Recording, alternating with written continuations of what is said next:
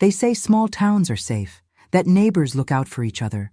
But what happens when the monster everyone fears wears a kind smile and a clean suit? My name is Claire, and for years I screamed, not with my voice, but with my silence. Because in Maple Hollow, nobody believed that the most respected man in town could be the one locking the doors behind me. That night, when his hand grabbed my wrist and my voice finally broke the silence, I realized something terrifying. You can live surrounded by people and still be completely alone. Stay until the end. Because the night I stopped being a victim was also the night I found out what courage really means. I was 18 when I first came to Maple Hollow, a dusty little town tucked between endless fields and a river that looked silver under the morning light. My mother said it was a quiet place, the kind of town where nothing bad ever happens. I believed her.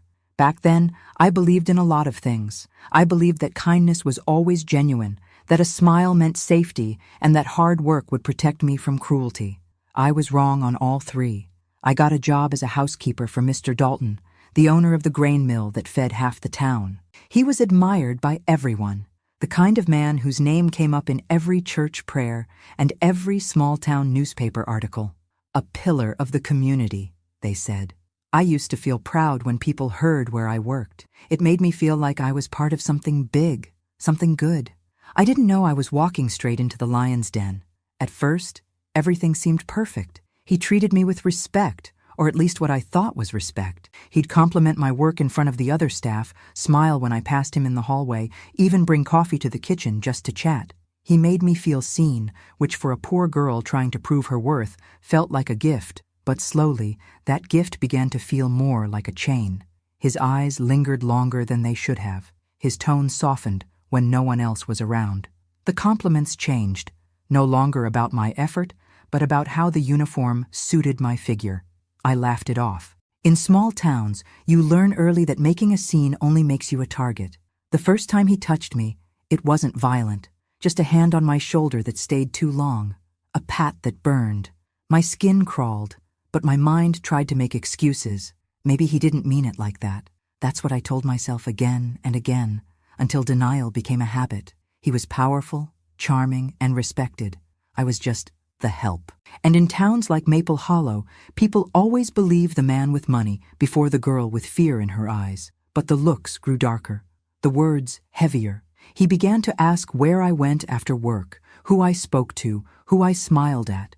I stopped visiting friends, stopped walking to the river, stopped being me. My life shrank to the walls of that big, beautiful, suffocating house. He started leaving small gifts, a necklace, a silk scarf, perfume that smelled too strong.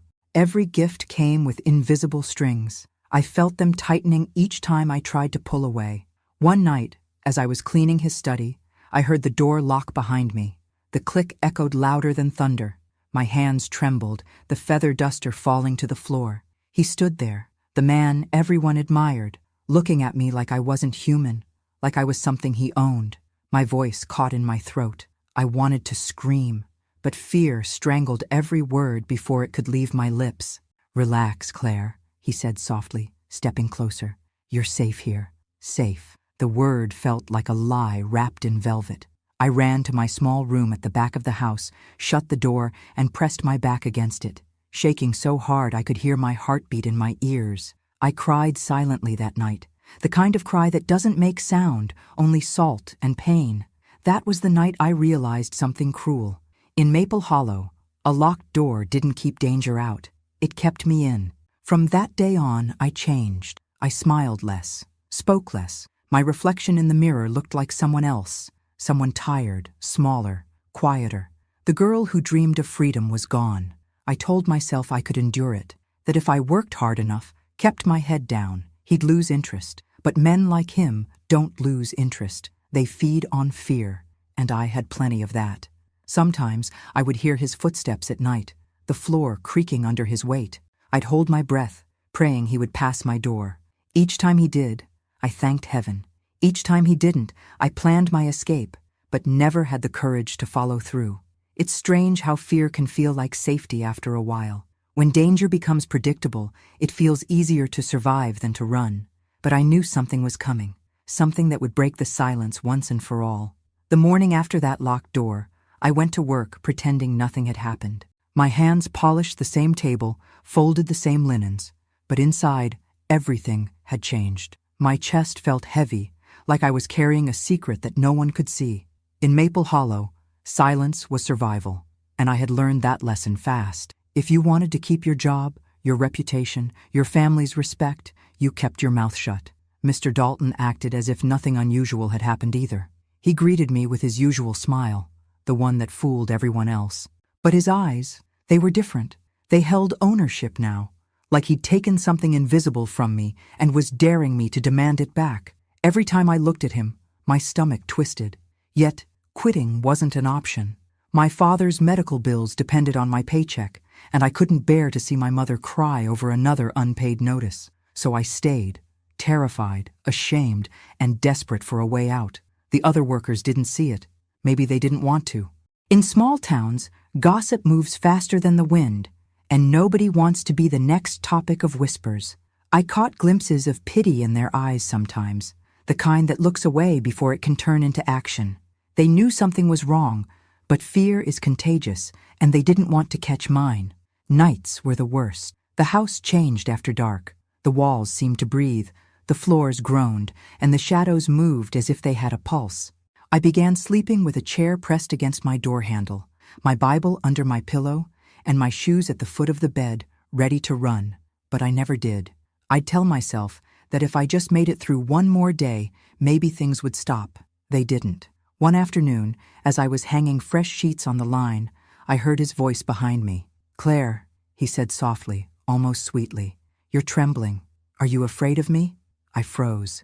My fingers clutched the fabric so tightly that my knuckles turned white. "No, sir," I whispered, my voice barely audible. He stepped closer, the scent of his cologne wrapping around me like smoke. "Good," he said, brushing a strand of hair from my face. "You have nothing to fear if you know your place." That was the moment I realized this wasn't just about power. It was about control. He needed me scared. My fear was his fuel. I started counting the days, not by sunrise or sunset, but by the number of times I managed to avoid being alone with him. Still, he always found ways to corner me. In the pantry, the hallway, the study. Always with that same gentle tone that made my skin crawl. He'd say things like, "You should be grateful, Claire. I'm offering you comfort." Comfort. As if comfort came wrapped in threats. One evening, when the air was thick with summer heat, he told me to bring dinner to his office. I wanted to say no, but my legs moved before my mind could catch up. When I entered, he closed the door behind me. Again, that sound, that cursed click. My heart pounded so hard I could hear it echoing in my ears. He poured 2 glasses of wine and smiled. "Let's celebrate your hard work," he said. I shook my head. "I don't drink." He smiled wider. "Then it's time you start." He stepped closer, and I could smell the wine on his breath before he even touched me. Every instinct screamed to run, but my body betrayed me, frozen, rigid. When his hand gripped my wrist, pain and panic shot through me. I finally found my voice, cracked and trembling. "Please stop," I said. "Let me go." But he didn't. That night, I screamed for the first time. Really screamed.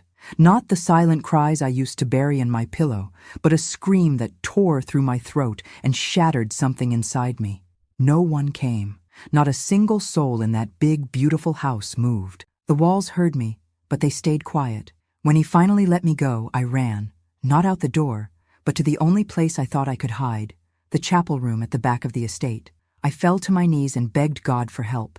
My hands shook, my breath came in gasps, and all I could say was, "Please, make someone hear me." That night, I made a decision. I would not die in that house. The next morning, I looked in the mirror and saw a different woman. My eyes were red, my voice raw, but there was something else, a spark I hadn't seen in months. I didn't know how yet, but I knew I'd find a way to fight back. And if you're listening to my story right now, I want you to remember something. Silence only protects the wrong people. If you've ever felt trapped, unseen, or voiceless, please don't keep it inside. Talk to someone. Your story deserves to be heard. If this part of my story has touched your heart in any way, don't just scroll past. Share your thoughts below. Tell me if you've ever had to find your voice when no one else would listen. I read every single message, and sometimes your words are the reason I keep telling mine. The days that followed were a blur of fear and planning. Every morning, I'd wake up before the sun, sit on the edge of my bed, and whisper the same prayer under my breath. Give me a way out, Lord. Please. I didn't know how or when, but I felt it. Something was shifting. Maybe it was faith, maybe desperation, but I knew my time in that house was coming to an end. Mr. Dalton started to sense my distance. He didn't like it. He was used to obedience, to women lowering their gaze when he entered the room. But I stopped pretending. I still did my work, but I stopped smiling. I stopped saying, "Yes, sir." That was enough to make him angry. One afternoon, he slammed his hand against the table so hard that the dishes rattled. "You're becoming ungrateful, Claire," he hissed. "Don't forget who feeds you." I didn't respond. My silence wasn't submission anymore. It was resistance. That evening, I went to the small chapel again. The candles flickered weakly in the draft that slipped through the cracks of the old walls. I knelt, pressing my forehead against the wooden bench, and cried quietly. But for the first time, my tears weren't just from fear. They were from resolve. I wasn't praying to be rescued anymore. I was praying for strength to rescue myself. And then something unexpected happened. The next day, while I was scrubbing the floors, Mrs. Dalton, his wife, a quiet woman who rarely spoke, stopped by the kitchen. She watched me for a moment, her face pale and thoughtful. Then, she said softly, "You look tired, dear." I froze, unsure if it was concern or a trap. "I'm fine, ma'am," I whispered. She hesitated, then added, "If there's something you need to tell me, you can." Her voice trembled just enough to sound sincere. I wanted to believe her, but trust felt like a luxury I couldn't afford. Still, her words stuck with me. Later that night, I saw her standing in the hallway, staring at her husband's office door, the same door that had locked behind me too many times. There was a look on her face I hadn't noticed before. It wasn't ignorance. It was shame. She knew. Maybe not everything, but enough. The following week, I began writing letters, one for my parents, one for the sheriff, one for the local pastor, just in case I didn't make it out alive. I hid them under a loose floorboard beneath my bed. Each word was like a breath of freedom, a promise that even if my voice was silenced, the truth would remain. Then came the night that changed everything. It was late summer, the air heavy with humidity and the scent of rain. The sky rumbled as I finished my chores and went to my room. I was about to blow out the candle when I heard footsteps in the hallway. Slow, deliberate. My heart raced. The knob turned once, twice, then the door creaked open. "Claire," his voice came, low and slurred with alcohol. "We need to talk." I stood frozen. "Not tonight, sir," I said, my voice shaking. He stepped closer. "You don't tell me no." I moved backward until I hit the wall. His hand reached out, but this time I didn't freeze. I grabbed the oil lamp from my nightstand, the flame flickering wildly. "If you touch me again," I said, my voice steady, "I swear I'll burn this whole damn house down."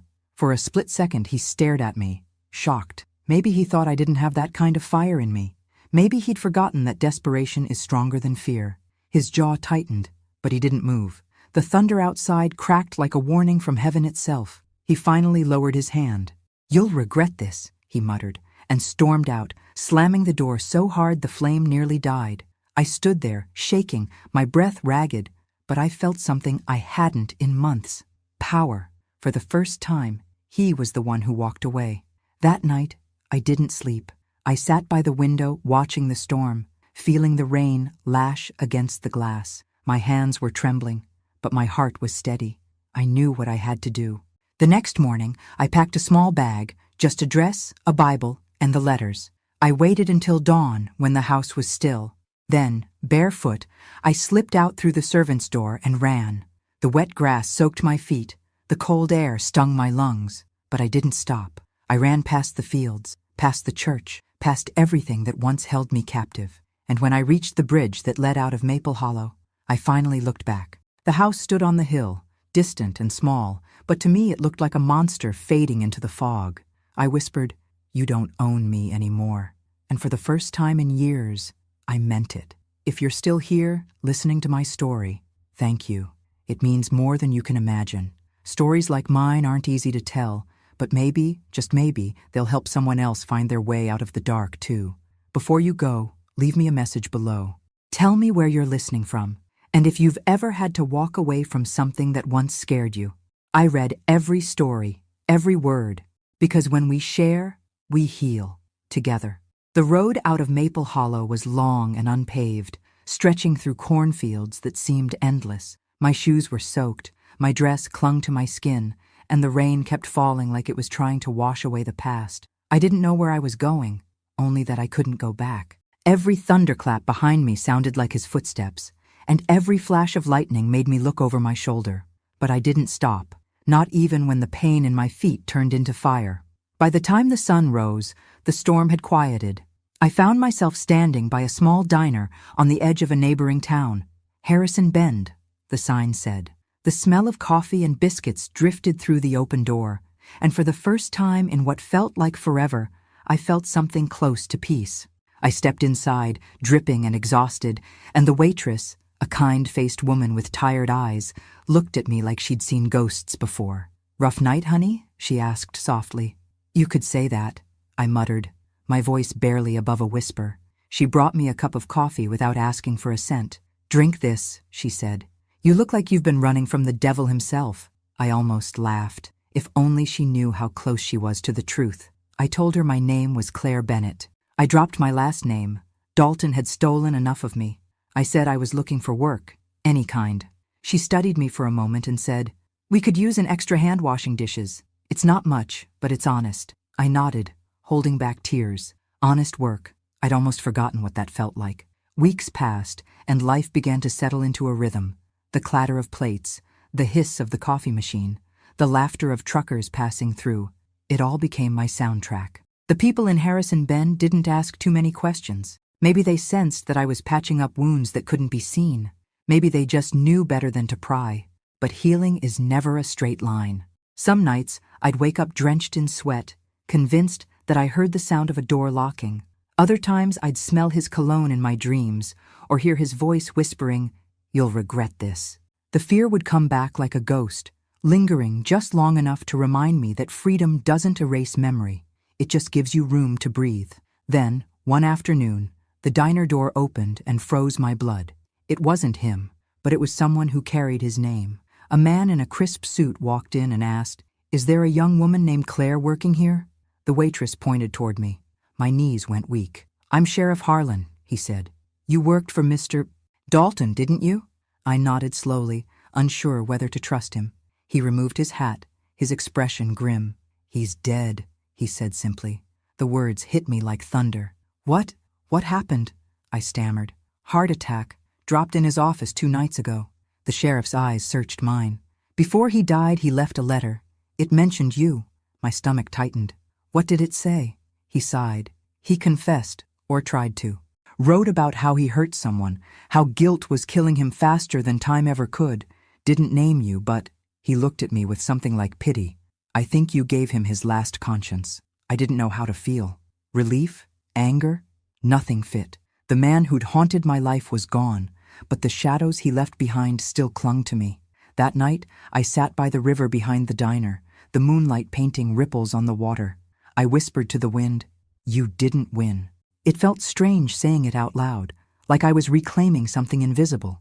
For years, I'd been afraid of speaking, afraid that my words would make the world collapse. But the truth didn't destroy me. Silence had. Over time, I began to heal in ways I hadn't expected. I made friends, people who saw me, not my scars. I learned to laugh again, to dance on Friday nights when the jukebox played old country songs. I even started sewing in the evenings, making dresses from scraps the diner owner gave me. Stitch by stitch, I felt my hands remembering what it meant to create rather than endure. But the biggest change came when a local reporter came to town. Her name was Emily Crane, a journalist writing a piece about women rebuilding their lives in small-town America. She sat in the diner, ordered a slice of pecan pie, and listened to me talk. Really listened. By the end of the conversation, she said softly, "Claire, your story could help a lot of women." I hesitated. The idea of telling my story terrified me. But then I remembered how many nights I'd wished for someone to tell me that it was okay to speak. So, I agreed. A month later, an article appeared in a small newspaper with the headline, "The Girl Who Broke the Silence in Maple Hollow." It spread faster than anyone expected. Letters started arriving at the diner, from women I'd never met, from towns I'd never been to. They all said the same thing. "Your story gave me courage." That was the moment I realized my pain hadn't been wasted. It had become something else, a weapon against silence, a light for someone else's darkness. If this part of my story reached you, if it stirred something inside, I want you to do one thing for me. Don't just listen. Speak. Share your truth. Tell me in the comments what part of this story stayed with you the most, or if you've ever had to rebuild yourself from the ground up. Your words matter more than you think, not just to me, but to someone who's still too afraid to tell their own story. It had been almost 5 years since I'd left Maple Hollow when the letter arrived. It was simple. No return address, just my name written in careful handwriting that trembled slightly. Inside was a single line. "Your mother is sick. She wants to see you." For a long moment, I just stared at it, my fingers numb. I had promised myself I'd never go back to that town, not even to drive through it. Maple Hollow was a graveyard of memories I'd buried deep, but the thought of my mother lying in bed, maybe waiting for me, was stronger than my fear. I packed a small bag, took the first bus, and watched as the familiar fields came back into view. Those same golden fields that once looked so innocent, now heavy with ghosts. When the bus stopped at the old station, I stepped down into a silence that felt like judgment. The same stores still stood on Main Street, though the paint had faded and the windows looked tired. People recognized me. I could see it in their eyes, that flicker of memory, followed by discomfort. "There she is," they seemed to whisper without words. "The girl from the Dalton scandal." My mother's house was smaller than I remembered. She was sitting in a rocking chair by the window, thinner than she'd ever been, but her eyes still had warmth. "Claire," she said, her voice breaking as she reached for me. I dropped my bag and hugged her tight, feeling years of distance collapse in a single heartbeat. "I didn't think you'd come," she whispered. "I almost didn't," I admitted. "But I couldn't let him take one more thing from me. Not you." We talked for hours, about everything and nothing. She'd heard bits and pieces of what happened, rumors that twisted the truth into something cruel. But when she looked at me, I knew she didn't need an explanation. "You survived," she said softly. "That's enough for me." Later that evening, as I walked through the quiet streets, I passed the Dalton mansion. The once grand house stood in ruins, windows boarded up, the garden overgrown, the paint peeling like old skin. It didn't look powerful anymore. It looked hollow, empty, defeated. I stood at the gate for a long time. Part of me wanted to walk away. Another part needed to face it. So I pushed the gate open and walked up the cracked path. The door creaked as I entered, and the air inside smelled of dust and decay. I ran my fingers along the same banister I once polished with trembling hands. The house whispered to me, echoes of footsteps, the faint hum of old pain. I walked into his office, the place where I'd lost my voice so many times. The same heavy desk still stood there, covered with cobwebs. The chair was empty, but I could almost see him.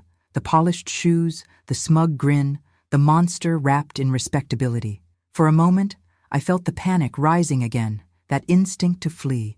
But I didn't move. Instead, I whispered, "You don't scare me anymore." The words didn't echo. They landed softly, like a prayer. And in that silence, something inside me finally broke, not with pain, but with release. I realized I hadn't come back to relive the past. I'd come to bury it properly. When I stepped outside, the evening sun was setting behind the hills, painting the sky in shades of amber and red.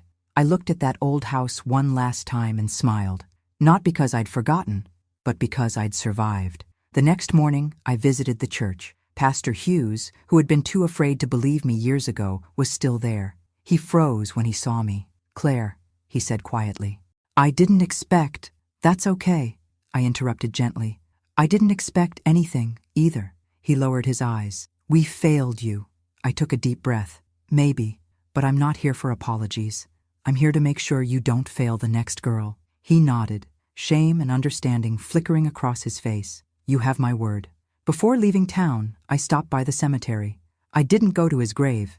I didn't even want to know where it was. Instead, I knelt beside the old oak tree behind the fence, where I used to sit and dream when I was a child. I closed my eyes and whispered, "I'm free." For the first time, I truly was. On the bus ride back to Harrison Bend, I looked out at the horizon and felt something light, something that had been missing for years: hope. The kind that isn't borrowed or begged for, but built with your own two hands. When I got back to the diner, Emily, the journalist, was waiting for me. She smiled and said, "You did it, didn't you?" "I did," I replied. "And it didn't hurt like I thought it would." She handed me a small folder. "The article you helped me write. It's been nominated for an award. People are reading it all over the country." I blinked, speechless. "You're serious?" She nodded. "Claire, you're helping women you'll never even meet." That night, I went home and cried. Not the tears of fear I used to know, but the kind that come from gratitude. I realized that my story, once my prison, had become my purpose. If you followed me this far, I want to say something from the heart. We all have places we're afraid to return to.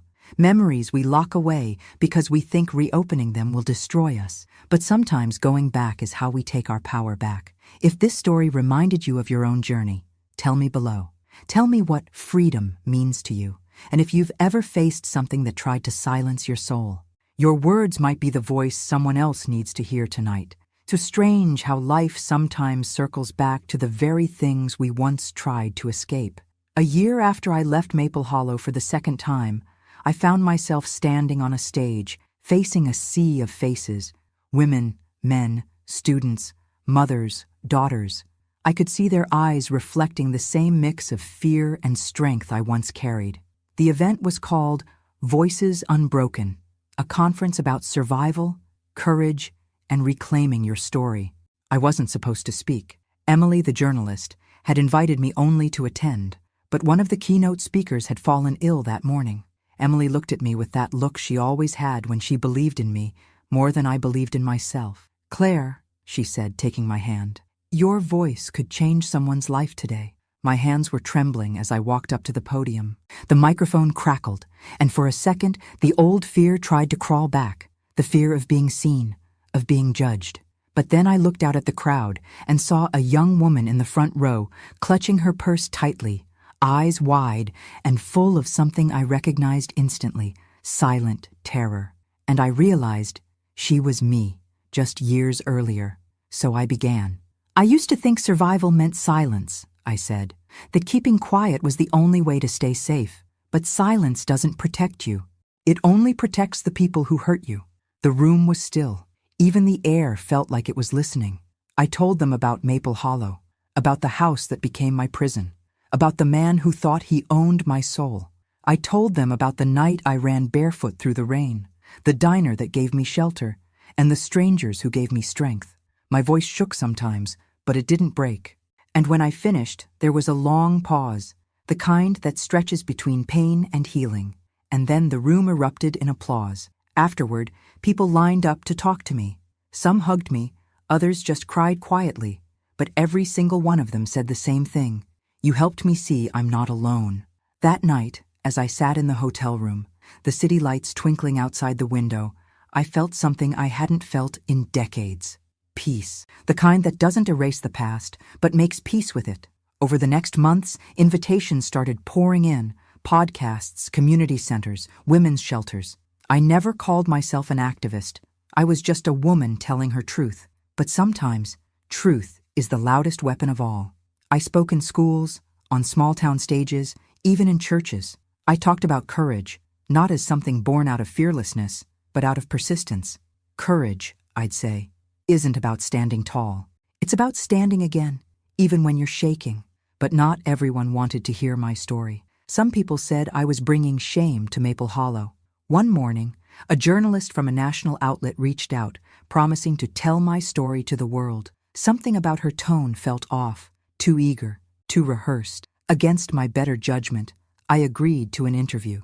When the article came out, my heart sank. The headline screamed, "The Maid and the Monster, a small town's darkest secret." They turned my pain into entertainment. They printed lies about affairs, exaggerated details, even hinted that I'd benefited from the scandal. The comments online were cruel. I stopped reading after someone wrote, "She wanted attention.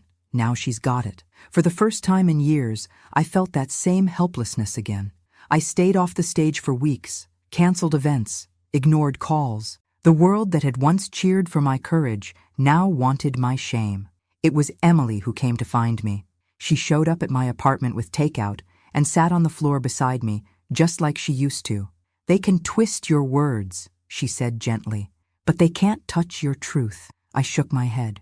I shouldn't have told it. She grabbed my hand. "Claire, listen to me. The truth doesn't belong to them. It belongs to you. You survived once. You can survive being misunderstood." Her words reignited something inside me. I realized she was right. The story wasn't about perfection or praise. It was about power, the power of being seen, the power of standing even when the world tries to push you back down. So I went back, not to the reporters, not to the headlines, but to the women who truly needed to hear it, the ones sitting in shelters with their children, the ones still pretending at work that the bruises on their arms were accidents, the ones who couldn't leave yet, but would one day. I started visiting them quietly, without cameras or press. We'd sit in circles, drinking cheap coffee, sharing stories, and every time I saw the same thing, a flicker of light returning to someone's eyes. That flicker became my purpose. One woman, her name was Lila, hugged me after a session and whispered, "You're the reason I called the police. I thought no one would believe me." I cried the entire drive home that night, because that was it. That was the reason for all of it. The fear, the pain, the scars. It wasn't meaningless. It had become a bridge. If you're still with me in this story, thank you. Sometimes we think listening doesn't make a difference, but it does. When you listen with empathy, you give someone the strength to speak. So before I go on, I'd love to hear from you. Tell me, has someone ever silenced your voice? And did you find a way to take it back? Share your story below. I promise I'll read everyone, because this space, this is where healing begins. The invitation came on a gray morning in November. A local university in Tennessee was hosting a seminar titled Truth, Trauma, and Redemption. They wanted me to be one of the guest speakers. I hesitated at first. Public events had become both a calling and a burden. Each one demanded I reopen wounds I'd spent years stitching shut. But something about this one felt different.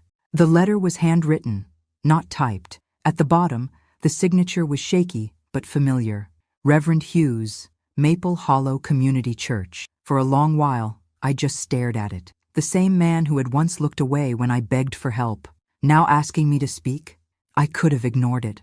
I could have burned it. But my heart whispered something else. Closure doesn't come from running. So I said yes. When the day came, I took the early train.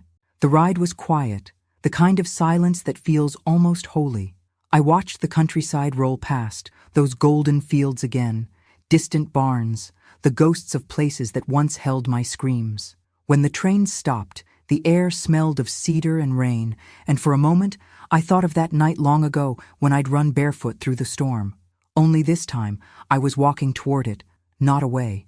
The university auditorium was full. Students, teachers, community leaders, and faces from Maple Hollow. I spotted Mrs. Dalton, older now, frail, sitting near the aisle. When her eyes met mine, she pressed a trembling hand to her heart. I nodded slightly. Forgiveness doesn't always need words. As I stepped onto the stage, the lights hit me, warm and blinding. My throat tightened, but I breathed through it. I began softly. "My name is Claire Bennett, but that's not the name people remember." A nervous laugh rippled through the crowd. Some knew me as the maid from Maple Hollow. Others called me the girl who cried scandal. But today, I want to tell you who I really am and what surviving actually looks like. I told them everything, not with shame, but with the clarity that comes after years of healing. The silence, the fear, the running, all of it. I spoke of pain not as a wound, but as proof of life, of how strength doesn't come from never falling, but from choosing to rise one more time than you're pushed down. Then, as I paused to take a sip of water, I noticed movement near the back of the room. A man stood, tall, gray-haired, his hands shaking slightly. My heart stopped. It was James Dalton Jr., the son of the man who'd destroyed my youth. I hadn't seen him since he was a boy, hiding behind the grand staircase while his father's shadow filled every room. The audience murmured. He walked slowly toward the microphone set in the aisle for questions. His voice trembled. "Miss Bennett," he began, I I'm sorry to interrupt, but I needed to be here. I froze. He swallowed hard. I grew up believing my father was a hero, a good man. You told the truth, and I never had the courage to thank you. His voice cracked. Because of you, I learned what kind of man I don't ever want to be. The room was silent. My eyes burned. I stepped closer to the edge of the stage. James, I said softly, you don't owe me anything. We both lost something to his sins. But I'm glad you found a way to break the cycle. He nodded, tears streaming down his face, and sat down. The room erupted into quiet sobs and scattered applause. I continued my talk, but something inside me shifted. For years, I'd carried the weight of his father's shadow. Seeing James, a man trying to choose light, felt like a full circle. It was as if the world itself had whispered, "You've done enough. You can rest now." After the event, people surrounded me again. Some wanted hugs, some wanted hope. But when Reverend Hughes approached, I felt time stop. He looked older, his once proud shoulders now bowed with guilt. "Miss Bennet," he said, his voice barely above a whisper, "I came here to apologize." "You don't need to," I said gently, though part of me still ached. "I do," he insisted. "When you came to me all those years ago, I saw the fear in your eyes. I should have stood by you, but I chose the easy path, silence. That silence has haunted me every day since. You were right. The church failed you." I studied him for a moment. The pain in his voice wasn't rehearsed. It was real. "Then don't let it fail anyone else," I said quietly. "Use your voice now so no other girl has to beg for hers to be heard." He nodded, eyes glistening. "I will." That night, back in my hotel room, I sat by the window watching the rain fall again. Soft this time, almost kind. I thought of Maple Hollow, of my mother, of that house that once trapped me. I realized that the girl who ran barefoot through the storm and the woman standing on that stage were not two separate people. They were the same soul, just finally free. And for the first time, I didn't just believe I was free. I felt it. If this part of my story resonated with you, I want you to know something. Sometimes the people who hurt us never apologize, but life finds other ways to give us peace. It might come years later in an unexpected face or in your own reflection when you realize you're no longer afraid. Tell me below, have you ever found forgiveness where you least expected it? Or peace that didn't come from an apology, but from within yourself? I'd love to read your story. It's been more than 20 years since that day at the university, but every time I close my eyes, I can still see their faces. The young woman in the front row clutching her purse, the son who chose to break his father's curse, the reverend who finally found the courage to speak. That night, something shifted in me forever. For the first time, I wasn't telling my story just to survive it. I was telling it because it no longer owned me. I moved to Nashville after that. Life there felt lighter, almost reborn. I rented a small apartment with a balcony that overlooked the Cumberland River, filled it with plants, and painted the walls a soft yellow, the color of morning. The first morning I woke up there, sunlight spilled through the curtains, and for a moment I forgot what fear ever felt like. I sat with a cup of coffee and realized that peace doesn't come all at once. It comes in fragments, in every sunrise you thought you'd never see, in every breath that doesn't shake. I started volunteering at a women's center downtown, teaching sewing classes to survivors. Needles, fabric, thread, they became more than materials. They were symbols of control, of creation, of taking something torn and making it whole again. One of the women, a quiet girl named Melanie, once asked me, "How do you stop the memories from hurting?" I smiled sadly and said, "You don't. But one day, they stop owning your joy." The truth is, healing isn't forgetting. It's learning to live with the echo without letting it drown the music. There are still nights when I dream of locked doors, of footsteps in the hallway. But when I wake, I remind myself, I have the key now. Sometimes I walk by the river and think of the girl I once was, the one who believed her voice didn't matter. I wish I could reach back through time, take her by the hand and whisper, "You make it. You survive. You live a beautiful life." But maybe she already knows. Maybe she's the reason I'm here at all. A few years ago, Emily and I published a book together, The House That Couldn't Silence Me. We never expected it to reach far, but it did. Letters began pouring in again, from women in small towns, big cities, even from men who said the story taught them how to listen better, to protect, to understand. Every message reminded me that pain, when shared, becomes purpose. One letter in particular stayed with me. It was from a girl named Rosa, 17 years old. She wrote, "I was going to run away tonight. Then I found your story. I think I'll run toward life instead." I read it 3 times and cried, the kind of tears that cleanse rather than sting.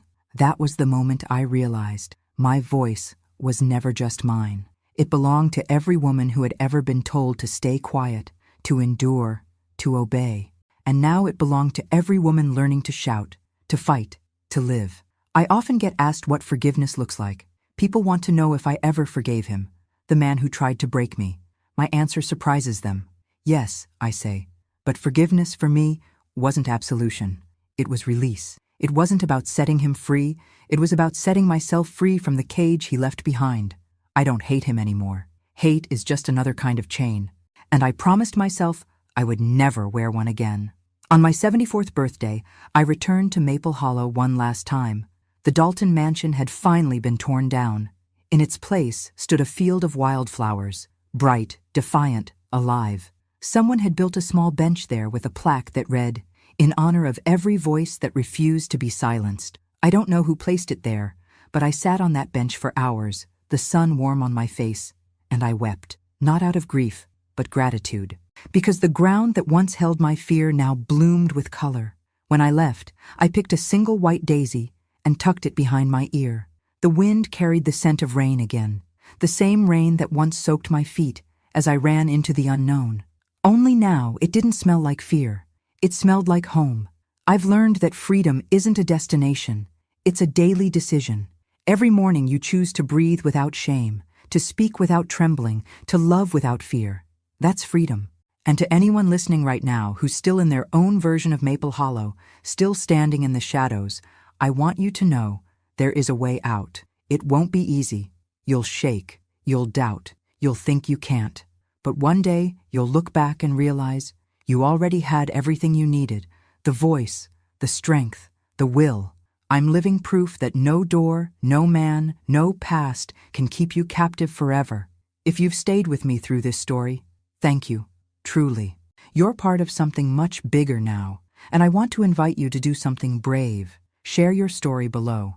It doesn't have to be perfect, just honest. Tell me what freedom means to you, or how you found light after the dark. Your words might reach someone who needs them tonight, someone standing at their own locked door, wondering if there's hope beyond it. There is. There always is. Because no matter how long the silence lasts, the voice inside you is stronger than fear. And when you finally let it speak, the world will listen.